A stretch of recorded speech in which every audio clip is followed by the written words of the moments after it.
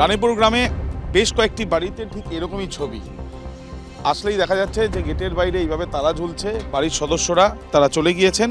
এলাকার বাসিন্দারা যারা রয়েছেন তারা কি বলছেন তাদের সঙ্গে কথা বলবো। কোথায় গেছে বাড়ির সদস্য? এরা সব ঝাড়খণ্ড চলে গেছে। ঝাড়খণ্ডে কোথায়? ঝাড়খণ্ড ওই পাকুড়ের দিকে গেছে। পাকুড় কেন? ওই যে আতঙ্কে সব বাড়ি ভাঙচুর করছে, লুটপাট করছে, তার জন্য আগুন জ্বালিয়ে দিচ্ছে। এইভাবে মানুষ বাঁচতে পারে না সারা জীবন। ফাস্ট ফুড তো ফাস্ট লাইফের একটা পার্ট, সো প্রবলেম তো হবেই, বাট আমার সলিউশন তারা। 5 দশক ধরে গ্যাস অম্বল ও পেটের সমস্যার একমাত্র সমাধান গ্যাস নল।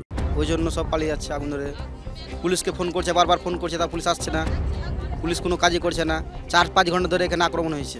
যোগাযোগ করা যাচ্ছে? যোগাযোগ করা যাচ্ছে না। মানুষ এইভাবে আতঙ্ক হয়ে আছে, কী করে আসবে? আর ভালোভাবে প্রোটেকশন না বলে তো বাড়ি আসতে পারছে না।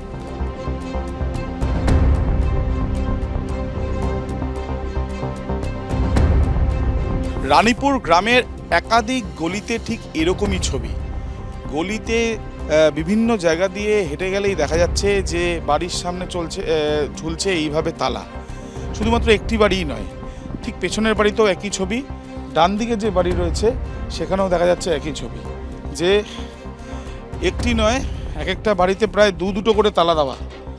মূলত এখানকার যারা বাসিন্দারা তারা গ্রাম ছেড়েছেন এবং একের পর এক বাড়িতে দেখা যাচ্ছে এইভাবে তালা ঝুলছে।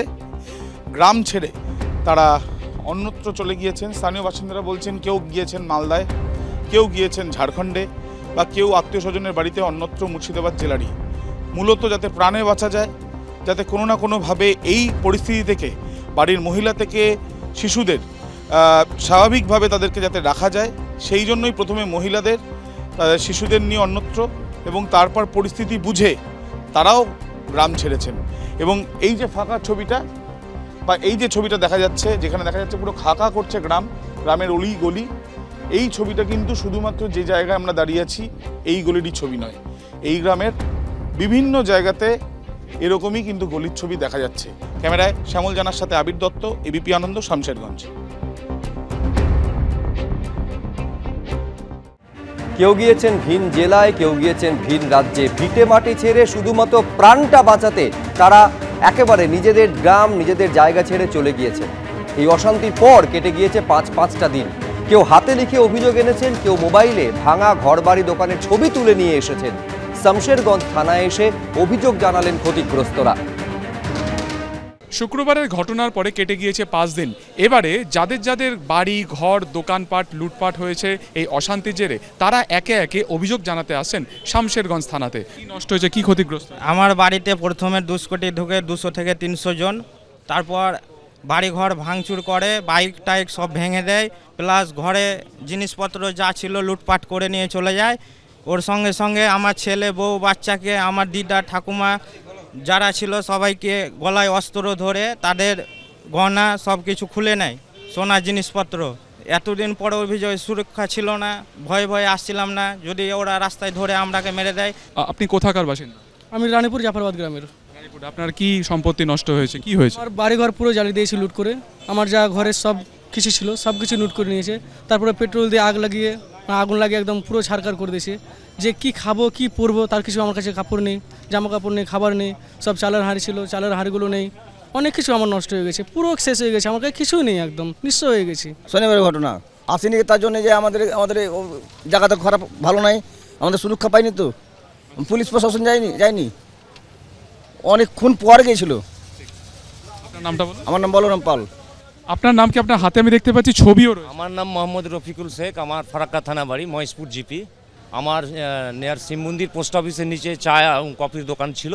সেই দোকানটা শনিবার 7:30টার দিকে আমাদের অনুপস্থিতিতে দুর্বৃত্তরা এই কাজটা করেছে অশান্তি সৃষ্টি করার জন্য, এবং প্রায় 3 লক্ষ টাকার জিনিসপত্র এরা নিয়ে পালিয়েছে। আপনার এটা কি চায়ের দোকান? এটা চায়ের দোকান এবং কফি। পরিষ্কার ছবি যেটা দেখা যাচ্ছে যে তিনি ছবি তুলে এনেছেন, সেই এই দোকান, তার উপরে তার সপরিবারের জীবন জীবিকা নির্ভর করছে, পুরোপুরি জ্বালিয়ে দেওয়া হয়েছে। এবং তথ্য প্রমাণের জন্য লিখিত অভিযোগের পাশাপাশি তারা কিন্তু এখানে ছবিও তুলে এনেছেন। এরকম একাধিক যাদের সম্পত্তি নষ্ট হয়েছে, যাদের ঘরবাড়ি নষ্ট হয়েছে, তারা এই মুহূর্তে এখানে অপেক্ষা করছেন। আপনি কি কমপ্লেন, আপনার কি অভিযোগ দায়ের করা হয়ে গেছে? আমরা দেখতে পাচ্ছি স্ট্যাম্প দেওয়া আছে। আমার স্বর্ণকারের দোকান, আমার দোকান, হ্যাঁ সোনার দোকান। আমার বাড়ি হলো জাফরাবাদ পঞ্চায়েত বাড়ি, আর 16 নম্বর ওয়ার্ডে হচ্ছে আমার দোকান। সেই দোকান শুক্রবারের দিন 4টার সময় লুট হোক, প্রায় 6 থেকে 7 লক্ষ টাকার জিনিস আমার সব বেকার করে দিই। আপনার নামটা বলুন। আমার নাম হচ্ছে সমীর দাস। কি হয়েছে আপনার? আমার বাড়ির সবকে জ্বালিয়ে একবারে করে দিয়েছে, শেষ করে দিয়েছে। আমি কিচ্ছু বাইর করতে পারিনি। কতদিন অভিযোগ জানাতে আসেননি কেন? এতদিন আসেনি, মানে লুক গিয়েছিল, হ্যাঁ, ভয়ে। আপনার নামটা বলুন। বিউটি দাস। বিউটি দেবী, তিনি তার সপরিবারে কিন্তু অভিযোগ জানাতে এসেছেন। এরকম যতজন এখানে থানায় রয়েছে তাদের হাতে কিন্তু এরকমই অভিযোগপত্র, হাতে লিখে তারা অভিযোগপত্র এনেছেন। কেউ বা ছবি তুলে অভিযোগের সাথে তা কিন্তু অ্যাটাচ করে থানাতে তারা এসেছেন তাদের অভিযোগ জানাতে, এবং তাদের প্রত্যেকের বক্তব্য একটাই যে আতঙ্কে তারা রয়েছেন এবং তিলে তিলে গড়া তাদের এই যে দোকান বা সম্পত্তি বা যা তাদের নষ্ট করা হয়েছে কার্যত তারা শেষ হয়ে গিয়েছেন। ক্যামেরায় অতনু কুণ্ডুর সঙ্গে সুকান্ত মুখোপাধ্যায়, এবিপি আনন্দ।